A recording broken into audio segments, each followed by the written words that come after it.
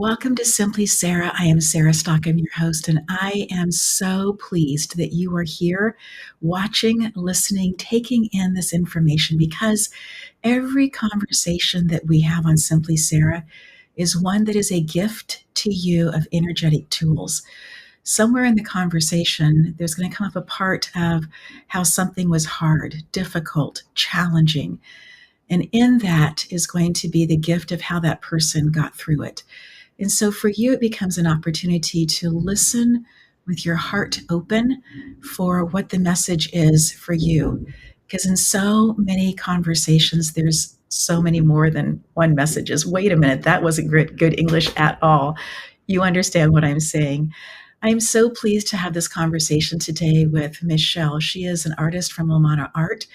And before we introduce, I also want to share with you that you can go back and look at other seasons to see that she's been in studio with us before. So if you are looking for the beginning conversation, feel free to go get that. Michele, welcome to Simply Sarah. We are delighted that you are here for this next conversation. Thank you. Thank you so much for having me. It's always a pleasure.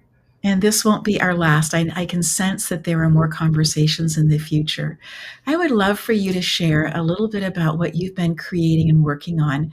But before you get to that point, would you share how an allergic reaction, an allergy, became something that has become just a life calling for you? Sure. Okay, so I have a new aspect of my art, and because I have such a passion for people and working with people and healing, which is kind of a newer thing in the last 5 years of my life, and understanding healing, I have developed a process working with people to help them forgive.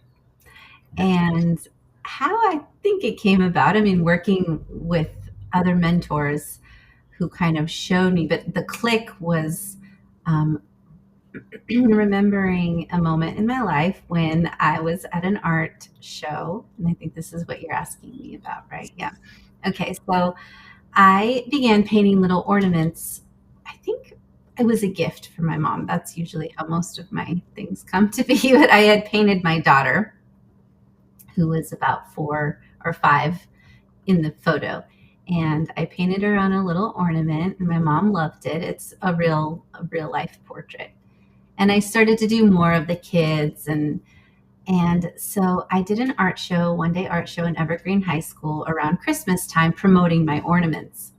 And across the way was a jeweler.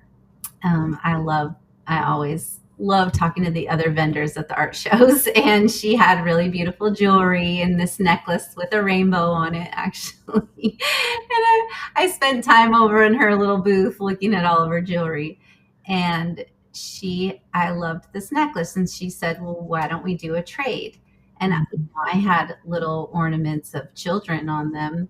And I said, okay, thinking it was going to be, I think she had told me she didn't have children though. So I didn't know if it was going to be a niece or a nephew or a friend, someone. And she said, okay, I'd like for you to paint my cats. And I might have actually had a dog in my space. And I said, oh, okay, in my heart, because I'm allergic to cats. So, and I don't particularly love them, although they seem to have always loved me, and they want to always come rub on me. And I'm like, what is going on? I'm going to start sneezing now. So I go home to my studio and begin painting these cats. And as I'm painting them, I'm literally falling in love with them as I'm painting every little, oh, I'm getting emotional. Every little hair on their face and their eyes and their whiskers. And I'm like, oh my goodness, I'm starting to love this cat. What is going on?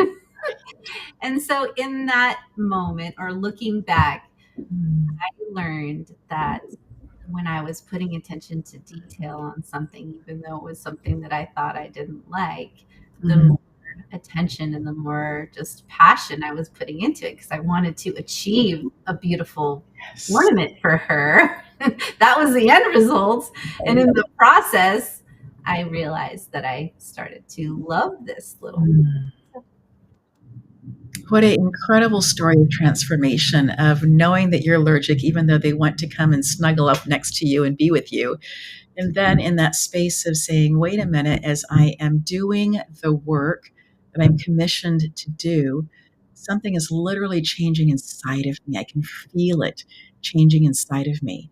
And coming to that point of saying, there has been a shift that I recognize, a palpable shift of how I felt about something because I'm focused on it so much as I'm working on it.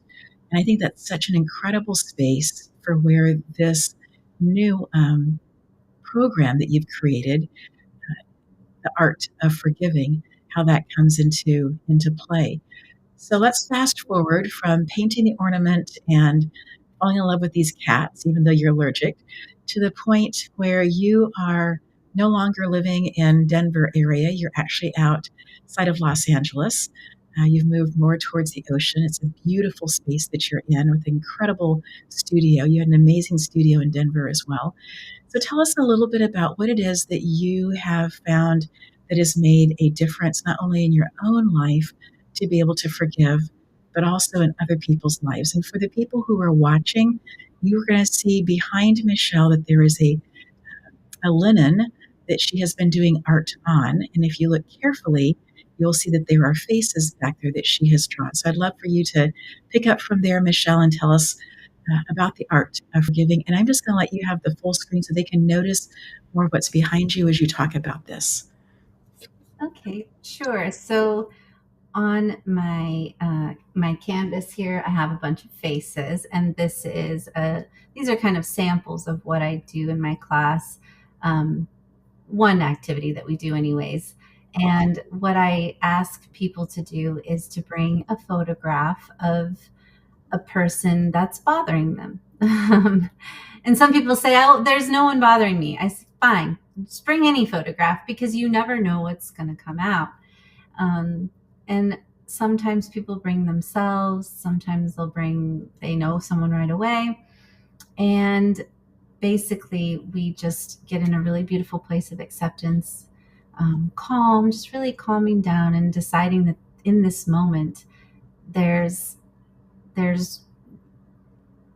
full allowance for this person and getting in a place of just unconditional love, and which looks like accepting everything that they've said, done. Again, like it can be yourself, and just letting those thoughts wash over the person. And essentially, what I'm doing is, I believe that we were created to have unconditional love.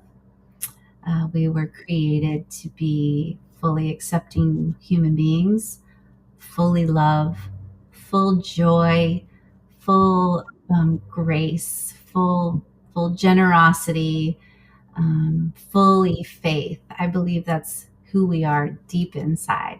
And what I have experienced over time on my journey is that pain or painful choices we make or painful things that happen to us kind of add on the junk. And what I've recognized recently is I always was a little when I was a little girl, I just love life. I love people. I love animals, love nature, love everything. Everything felt so naturally happy and joyful and easy. And I never really understood why there was fighting or anger or frustration or divorce or death. Like these things as a little girl just weren't really making sense to me. And then as I got a little older, I realized that I was getting myself into painful situations as well, or people were doing things to me that felt painful. And what happened was, I think I started turning to other people. I didn't trust myself to know how to get through it. I turned to family members, I turned to friends, and I started letting other people kind of tell me how to live my life or tell me how to process these painful moments. And then it was when I came to California found myself in another painful situation. I had been through a series of relationships, betrayal and lies and cheating, and just not fully understanding like what the heck happened or what is happening inside of people that they want to do this, because there's so many different opinions why people cheat, or why people steal, or why women spend money, or why men do this. There's so many opinions, and I think a lot of them are valid, but it's getting really to that root of like, why are if I know that people were created to be so beautiful and heavenly, why are people making decisions that are so painful, including myself? So through a class called Soul Journey from Alan and Danielle Dagba that Sarah actually introduced me to, I started to realize that it could be the stories we tell ourselves, the things we're watching, the things we're eating, the things we're listening to, the things we are doing that kind of add the junk that we then get removed from that inner voice that was able to communicate with us the next step. So that class showed me a lot about what people do. Even though I had found my faith as a Christian 20 years ago, there was still a sense of, I think, condemnation that I was putting on myself, sense of pride, and a sense of just not fully understanding grace. But this combination of grace mixed with choices.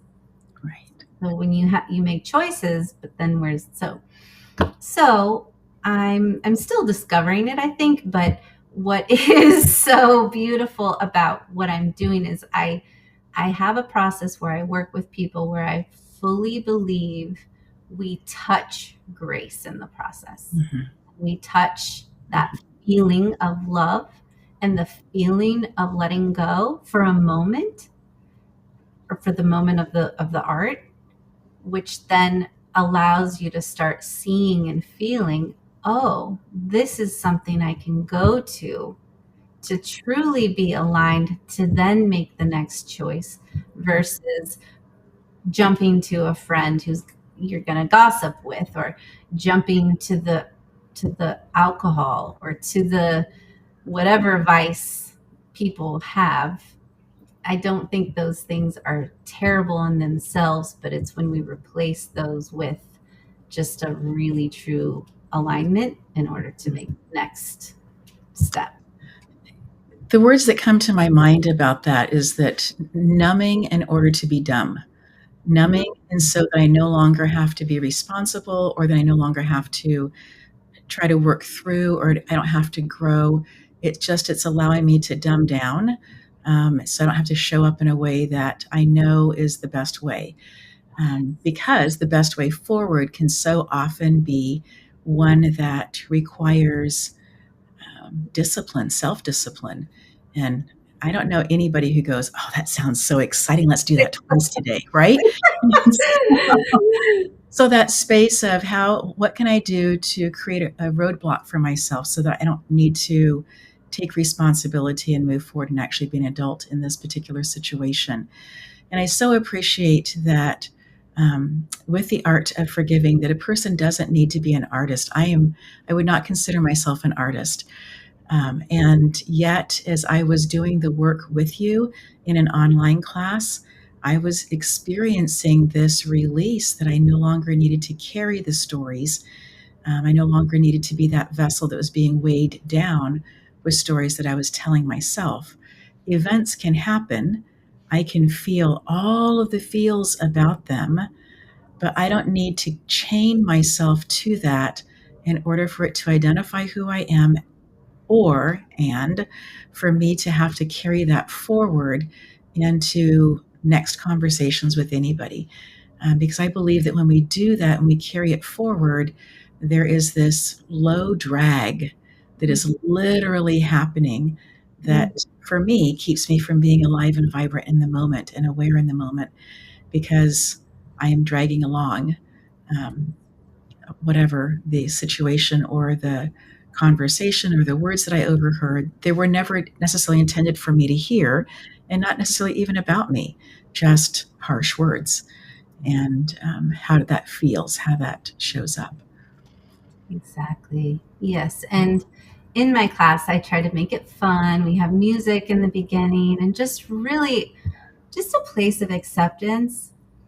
And I'm learning that I think because of what I've been through and what I'm accepting about myself and others, I Mhm. am a safe person for people so they feel that around me and then they can open up themselves. So it is also it's a journey, but I think we need each other because we weren't put on this planet alone.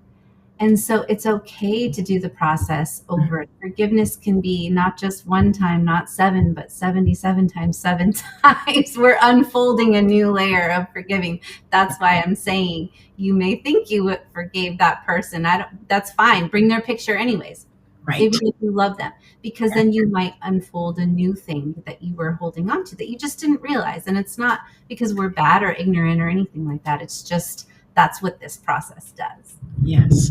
Well, in this space of realization, we are going to realize it's a good time for us to say thank you to our sponsors. We'll be right back.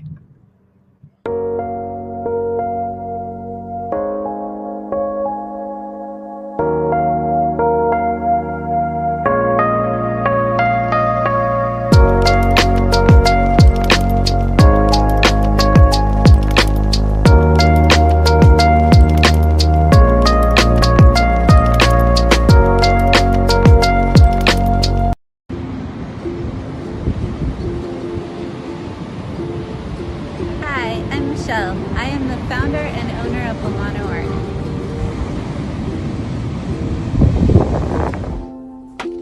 I began this business over 20 years ago. I specialize in paintings of all kinds. I make murals, portraits, and live paintings. My specialty is color and also telling a story. Some of the work that Mano Art does are calligraphy pieces, wedding invitations, sign work, and sculptures like fairy doors. I'm open to working with anyone on any idea. Please feel free to contact me at your convenience, and I look so forward to talking to you. Thank you.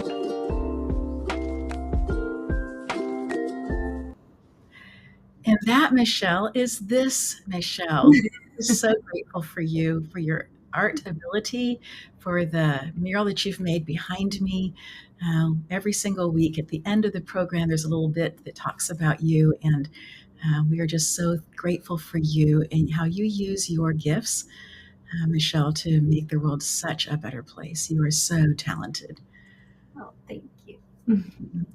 So, talking about the art of forgiving, it started out with you being allergic to cats, knowing this, and then noticing as you were painting this commission that it was changing inside of you how you were feeling, doing a lot of work with healing, coming to a space also of understanding that you have really precious gifts as a healer, and coming into that space and owning it. And then coming to this place of understanding that not all of us have your gift as an artist, and yet that there is something that we can do when we take our pen or pencil to paper that really impacts our brain and how we process things. So, take us through a little bit of the fun that starts with the music and people bringing their picture and kind of coming together. What is it that you have found that makes such a difference in this process for people as they are uh, going through this very scripted and yet free experience with you? So, what I find is that when people come, they don't completely know what they're getting themselves into. And so, again, I like to welcome with music and just having, at least on the beach, I'll talk about the beach setting because that's been my favorite so far.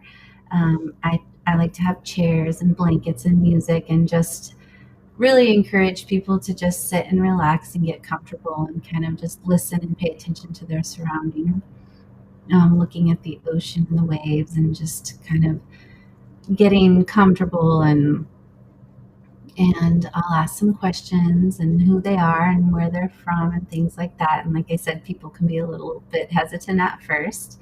And then I'll provide a actual big oversized clipboard with a piece of paper and a black Sharpie. And then we ground ourselves in a meditation and just in silence. And I encourage them, whatever thought is coming to them, just allow it. Say, hello, I see you, I welcome you, thank you for showing up. And then just kind of talk to people about that there are no accidents in my belief. There are no accidents. You are here exactly for an appointed reason, and let's do this. And before I asked them to find a photograph on their phone, because most people have their phone. And some people take a really long time to get that picture. It's funny. And I just think that that's sort of how it's meant to be. But when they do get the photo, it just is so fast. It's crazy. And I'll tell them, what I ask them to do. It's called a blind contour drawing. So these are all blind contour. And what that is you look at the photograph more than the art. Because what happens, especially as adults, we're so critical. We think the art needs to turn out a certain way. We think that it's supposed to look like them. We think it's supposed to look like that portrait that we saw at the Met in New York City when we went that one time or whatever. And what I kind of love about this blind contour, they're kind of, in my opinion, they're a little Picasso-esque of just loose and free, and the eyes are in different places and the nose are in different places and everything's a little contorted in the end. So I try to tell them it's okay. Please don't judge. Adults need so much encouragement. Do not judge your art. Kids kind of go. It's not about judging the art. It's about looking at the face of the person on your phone and really talking to them. So, and what I ask is to leave the marker on the paper, because if you lift it up, then you might get lost, which is totally fine too. And honestly, if you take a peek at your drawing, nothing's going to be harmful. It's just fun. And so go through the face and start wherever you want and look at the eyes and look at the nose and try to speak something loving about it. And this is where I think having the self-portrait is really impactful, because you're really looking at all the features on your face.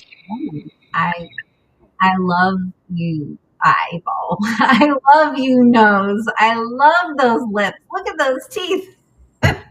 And just having fun and really trying to speak. And honestly, it does it itself. And people just open up. I found people start crying right away. They start talking to me about their story. If they're willing to share, I don't push anyone to share, but if they want to, I just love what comes out. Even a girl said, "Oh, I forgot to speak loving things to it." It's okay. It's all okay. It really is just an okay space. Yes. And in the end, and then when they're done, I offer some color markers as well. They can decorate it, write poems, write scripture, write a love letter, anything they want.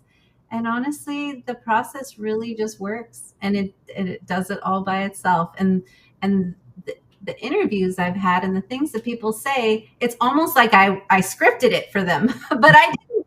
It really just comes out naturally. So it's just so fun, and it's for men, women, children. I don't, maybe a little child wouldn't get it, but I'd say middle school, if they want to, they can start. People of all ages, shapes, sizes are welcome. Yes. And where are you doing this on the beach, your favorite place? So I like to go I'm in Manhattan Beach, California, and I like to go to the Strand between 1st and 2nd, because I can park my little cart there with all my supplies and unload. Yeah. So that's where I've been doing it on the beach. And then on one-on-ones on Zoom, or if people want to come to my house, and we can go from there for one-on-ones. And then also, Michele, how do people find out, follow you in order to get the information to know when the next one's going to be? So I have a website that I'm keeping up www.artofforgiving.com. And I also am on Instagram. It's Michele Bell Art for now, MichelleBelle Art, all one word. And I have a link tree there. Yeah. So easy ways for people to get a hold of you.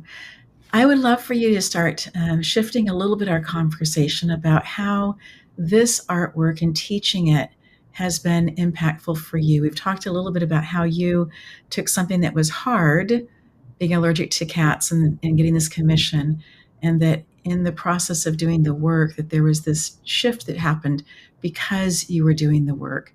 And you are seeing this happening for other people as they do the work of drawing. And you are so right about just reminding us as adults that we need that encouragement, that whatever you draw, whatever it looks like, because you're watching the picture over here, you're not watching what you're drawing over here. As you're doing this, to keep the focus over here as to what you're looking at, and just allow the picture to show up however it's going to. And you're right about it looking a little Picasso-esque with things a little bit in different places. That's okay. The process is about allowing the brain to work as you are drawing, as you're watching what's happening over here. So thank you for taking us through that. Talk to us a little bit about how you are seeing this in your own life or the lives of other people as you've been having conversations with them. I'm thinking of Pamela, who sent us that beautiful video after she had broken her toe, right? That she had wanted to. And so that was what she chose to do her art on, was actually for herself, for this instance of doing something where she was frustrated that it had happened. When you have conversations with people later on and afterwards, what are you noticing that for them is happening in the world of forgiveness? So after people have done the work, I'm noticing, I'm following up. One sweet young gal chose to paint or draw a person she was going to see at Christmas. And I asked her, hey, how did that Christmas dinner go? And she said it was good. And so I see how the work that's being done, and it just is 30 minutes, 45 minutes, can have a lasting result of what I believe people really truly want anyways, but they just don't know how to do it, especially holiday dinners, or holidays can have a lot of tensions already. Yes. And I think people go into them knowing our society has these dinners and we have a certain persona to put on, but when there's pain because of the past choices of that relationship, they don't know how to arrive to that dinner feeling safe or protected and capable. So I noticed that when we had done that together, she was free, feeling like she could go to the dinner and face the person. And then I asked her how it went. She said pretty well. So I'm like, wow, this is good. Yes. And that's kind of connecting back to, again, I'm not opposed to drinking, but instead of just going and getting drunk because you don't want to face the person, which is what sometimes we do, whether we plan to or not. It's like she took a little pill, not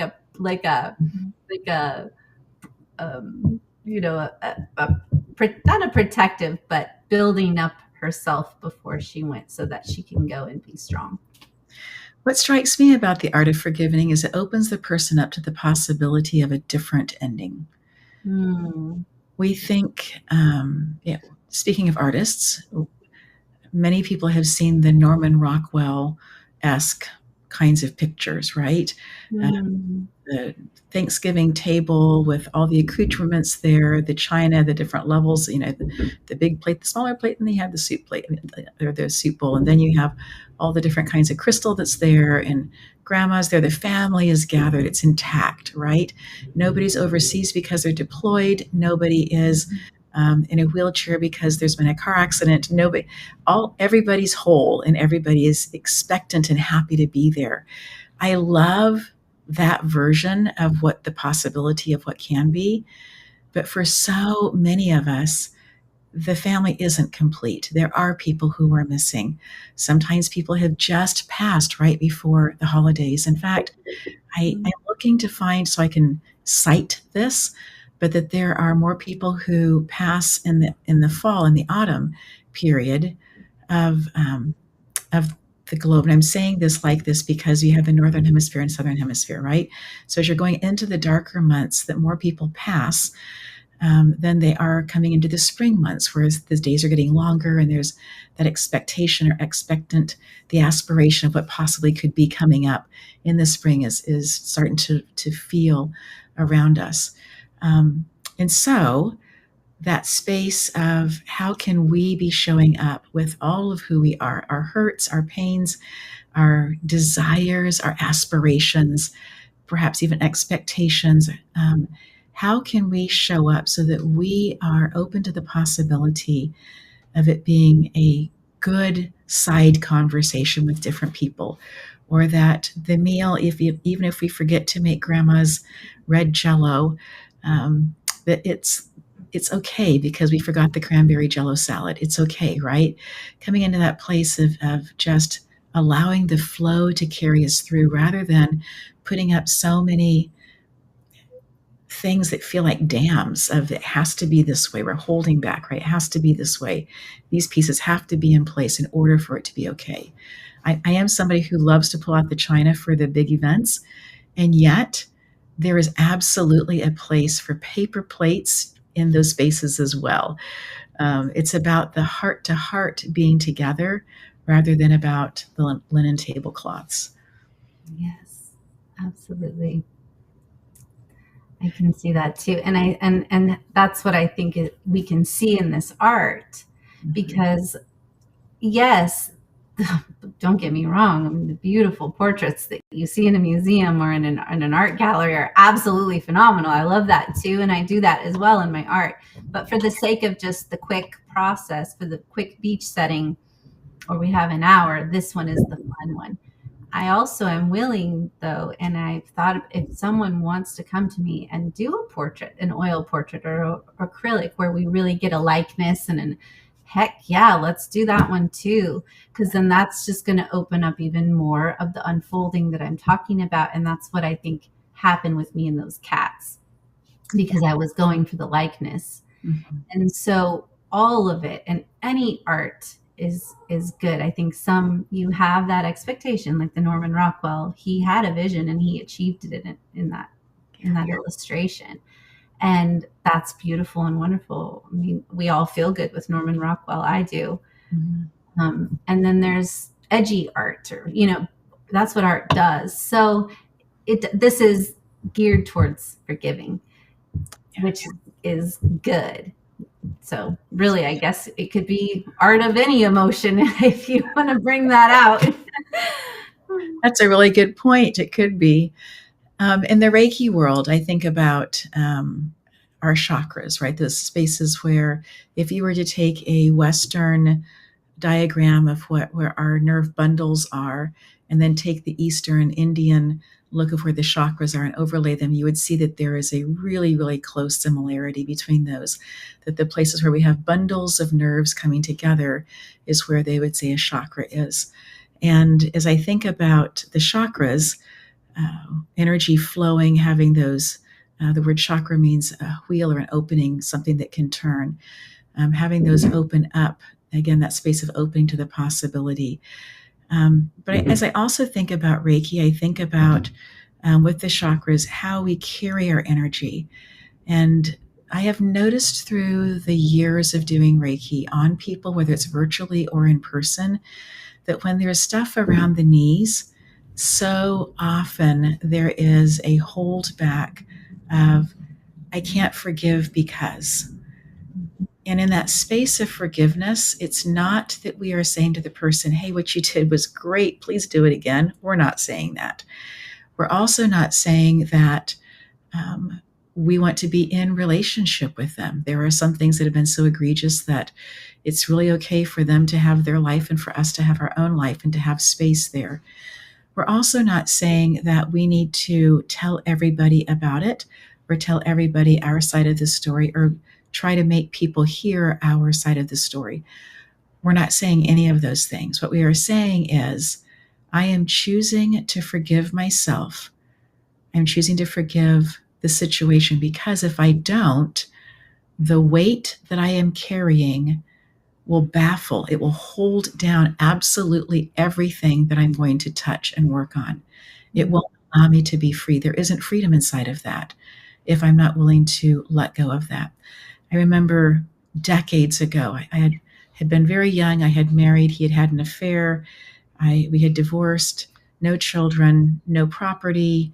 And somebody challenging me with, have you forgiven him? And I am certain that if my hands were not on my hips in real life, my face is a very readable face that I'm sure that I came across with, what do you think? I mean, why would I choose to do that? Why would I ever go in that space?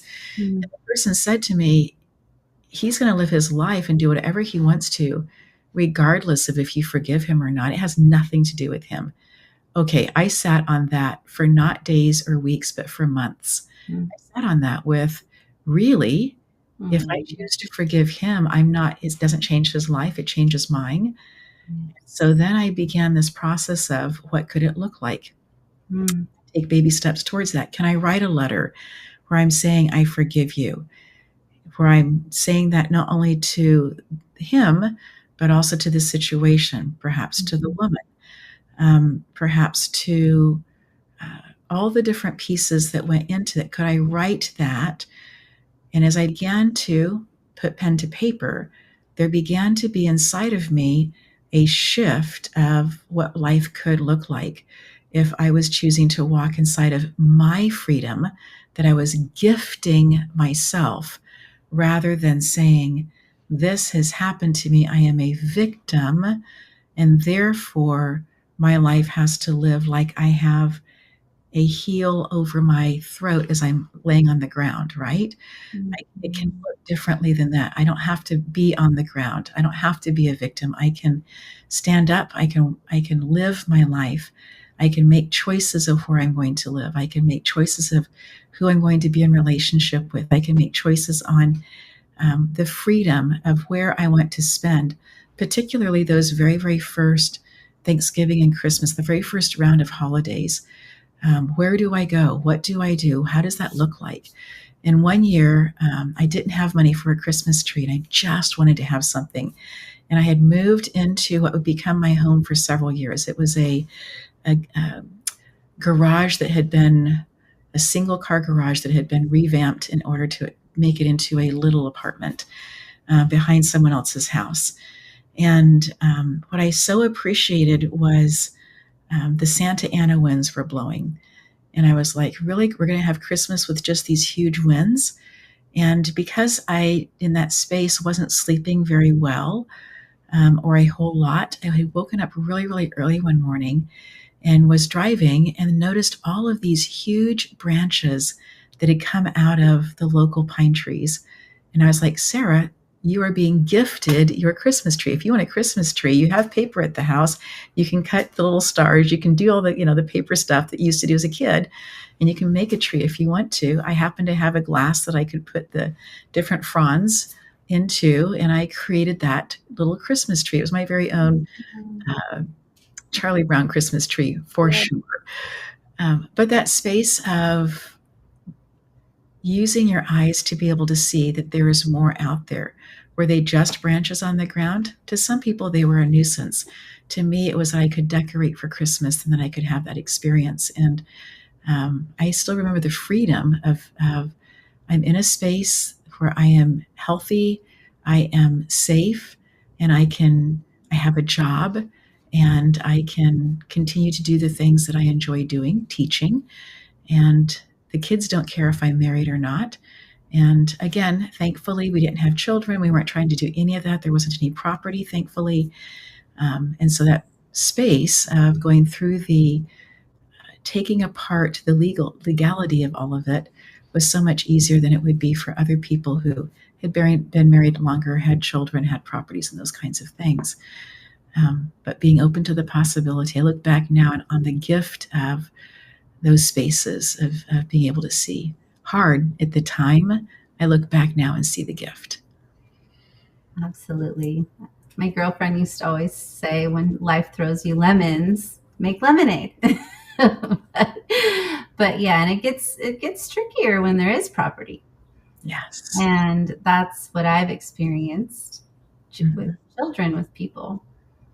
And I've been there, done that a few times. And I'm realizing that the forgiveness process is always going to be the best one for the kids and for Yes. each of you.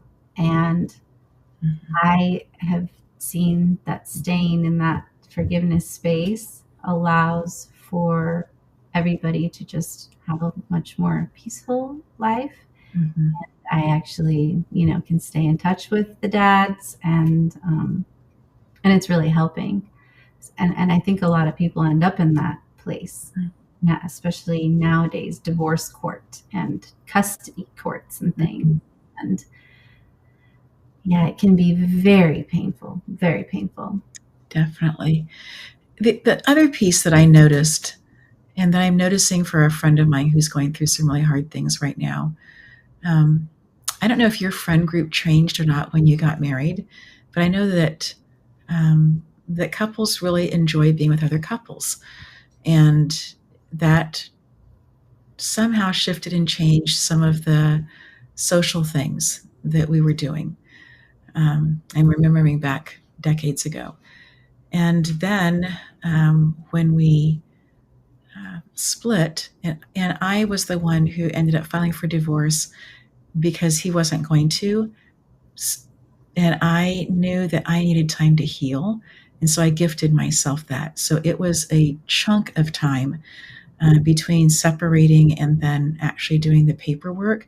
But that was a gift that I was giving myself, of being able to do therapy more than once a week, and figure out what finances were going to look like, and figure out what life looked like. But in that space, that the people who were in, there were couples who were doing that, I was allowed in. It was okay that I was there, but I didn't feel as comfortable. And then after the divorce was finalized, there weren't any of those people that I had done lots and lots of different things with. Those relationships had changed significantly. Could I still do things with the wives? Absolutely. So this is just part of my own story, as I'm watching another friend go through some really difficult pieces and trying to figure out the friend part of it. And I appreciate that space, because I have been there, I have experienced that. And could I have done it differently? Absolutely. Do I think now in my life that some friends come along to teach us things and then move away after they've taught us those things? I do. I do feel that way. And there wasn't one bad conversation. There wasn't anybody holding, the door closed and holding on the other side saying, no, you can't come in. It was just more of a how I felt socially. It also shifted, though, my time, where I had time and when I had time. Because of the financial piece, I began working other things and doing other things as well. So that played into all the different pieces, from that story from decades ago. But as I said, I am appreciating now a different look of that experience, just from the standpoint of being able to help so many other people. So I'm going to share one more story before, because I can sense that you have more things to share, Michele. But I I knew that we were relocating, and I just had this sense that I needed to go back to that apartment, that the converted garage. And I just thought, this just feels so odd that I'm thinking about this, but it just kept showing up. And I thought, okay, in my new life, having been married now to somebody different for decades, having a child, doing all the things, right? I thought, what is it that I feel like I need to take?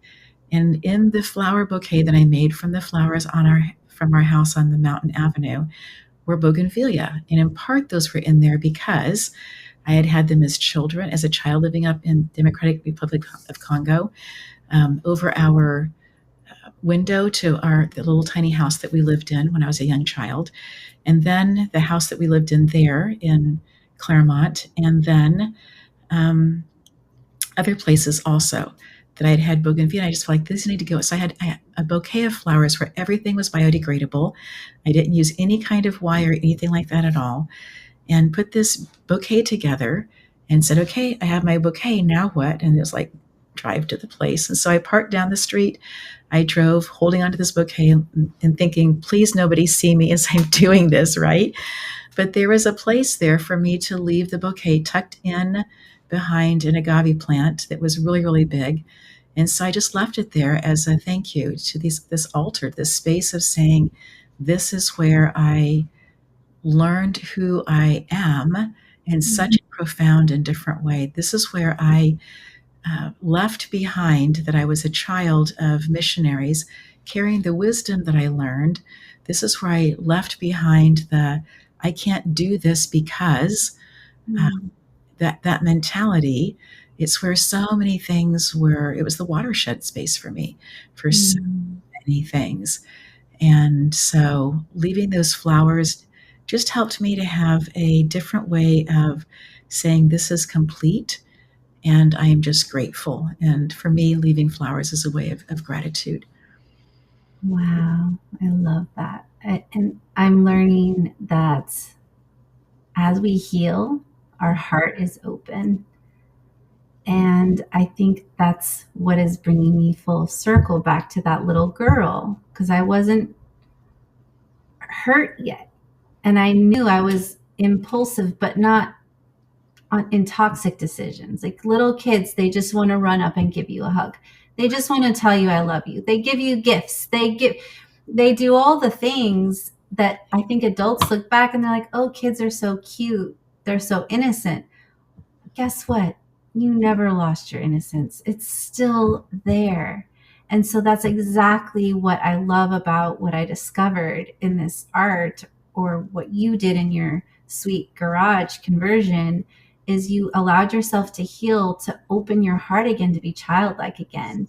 Yes. And then you're in your innocence of I'm hearing bringing flowers. I'm hearing do Reiki. I'm hearing write a book. I'm hearing run a marathon. I'm hearing go on a hike. I'm hearing, and you hear all these ideas and you're like, I love life again. And then but you feel free because you know that's who you were created to be. So healing, evolving, and serving, I believe, and thankful to my mentors and beautiful people and angels and who have taught me this. But are we not here to live life like that? You know, to heal, evolve, and serve, because when we are most aligned with the Creator. Yes. And feeling free, feeling childlike, and feeling happy and pure bliss and pure joy. Yes. Because it lives in every single one of our cells. In our DNA is that space for the light to be. And we are truly created light beings. We have light in every single one of our cells, from I understand from people who know so much more than I do. And it just makes sense to me. I appreciate that. Michele, in this space, are there things that you would like to reiterate, things that you would like for people as they are listening to this conversation to go, yes, that makes sense to me. I'm holding on to that. I mean, I think I just said it. I think that listening to that deep, inner gut, heart, our mind can tend to, if we're only listening to the mind, we tend to, I think, overanalyze and stay stuck, stay angry or bitter. And just if anyone is feeling the bitterness, feeling frustrated, feeling resentment, it's okay. But let those just be signals that there could be a way to release it. You don't have to live with it. That keeping those feelings can cause illness. I believe in sickness. And do you really want to? I don't think anyone wants to be sick. So I think just one more thought as you share that comes to mind was, and I think this might be true for at least some of the people who come to the art of forgiving in Manhattan Beach, is once we are changed, it changes how we show up in our friendships. It changes how we show up in other places. And to be true to ourselves, to that change, Some people are still going to want to bash whomever, and that's their choice. It's our choice to not add on to that. It's our choice to find light in places. It's our choice to be able to shift conversations or just not be part of conversations as well. Silence is a virtue. And I think silence is a blessing that expands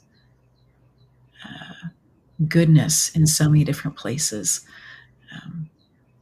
And that can be one of those spaces as well. Absolutely.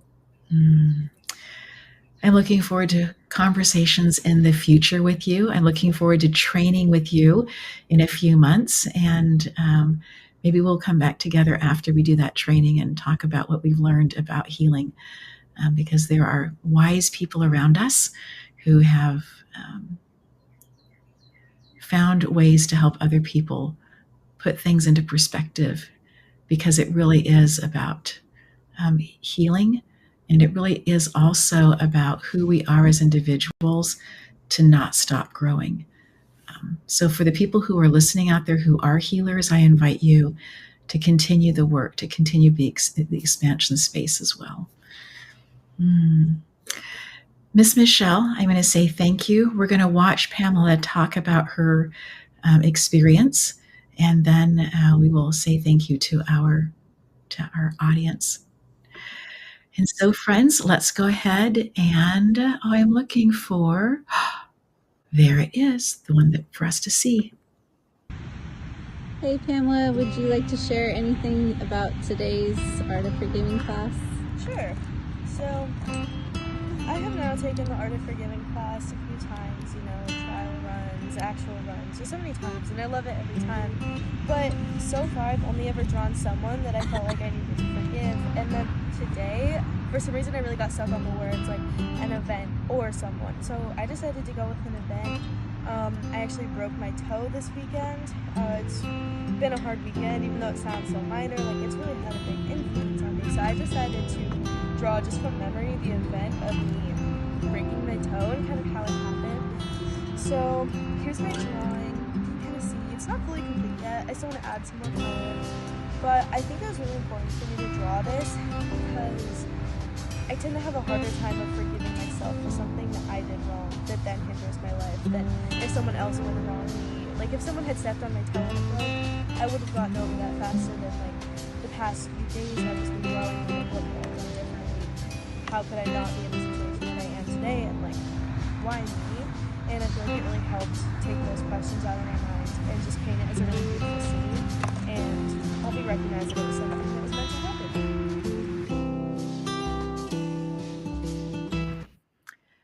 I love that so much, the art of forgiving.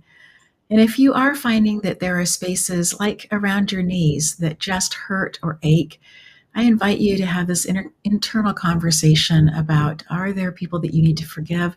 Do you need to forgive yourself? And in that space, I also invite you to reach out to Michele if you feel inspired. Know that we care deeply about you and the growth that you are, this growth road journey that you are on. And know that we want you to take good care of you until next time.